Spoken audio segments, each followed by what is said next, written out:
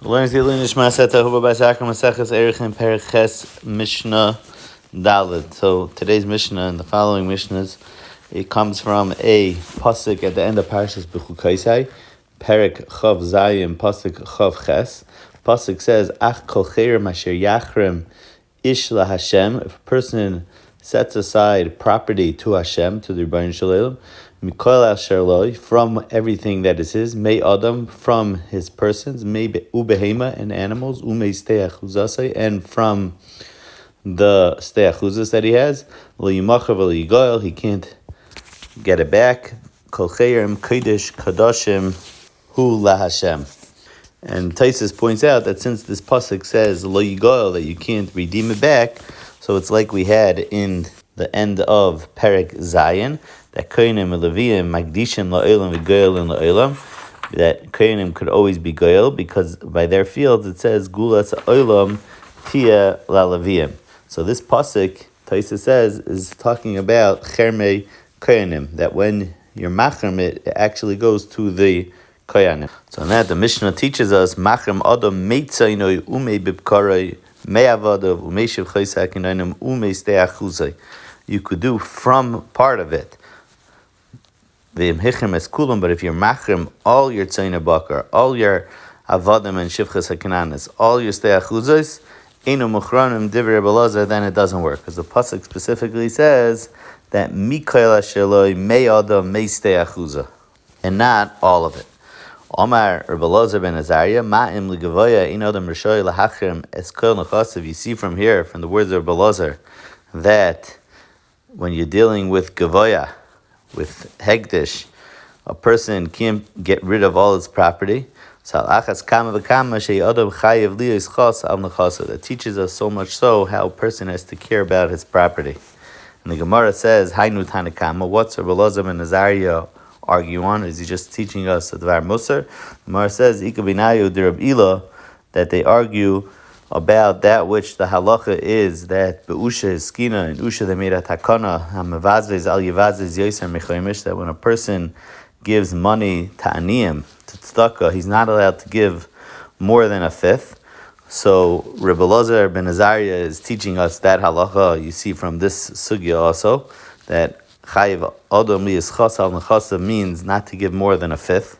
However, the Tanakama Rebbe Elazar held that you could give even more, as long as you keep over a little bit to yourself. Even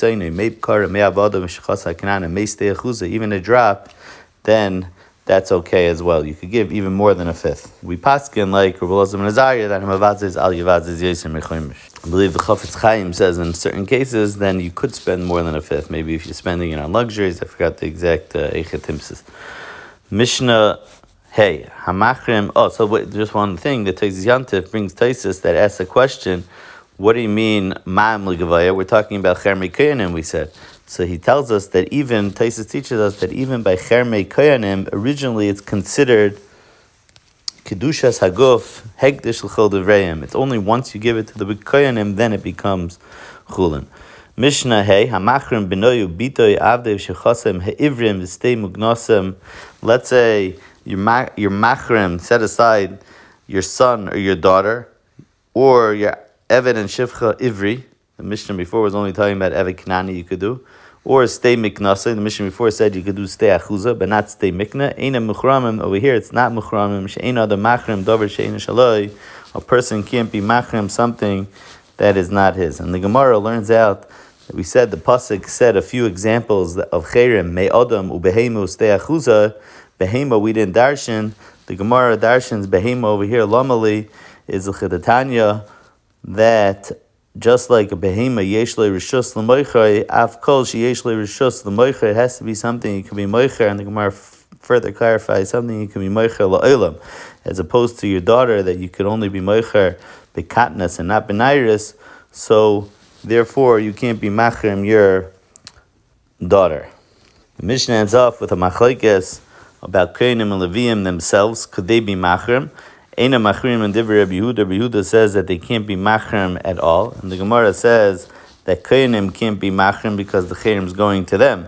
Leviim, karka, they can't be machrim because the pasuk says ki achuzas oilami. It's always their property anyhow.